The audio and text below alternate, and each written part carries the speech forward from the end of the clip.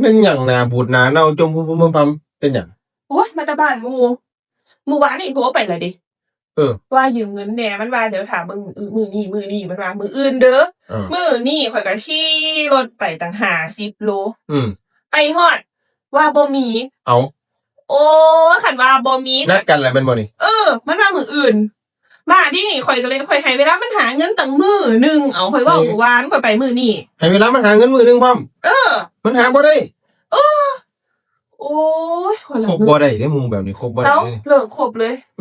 ให้อุตส่าห์ให้เวลาหาเงินไปให้ข่อยยืมเด้มันยังหาบ่ได้เอาคณะซ้ำนี่นึกเอาเป็นหมู่กันมาตั้งหลายปียืมหลายปานใด100,000ฮะ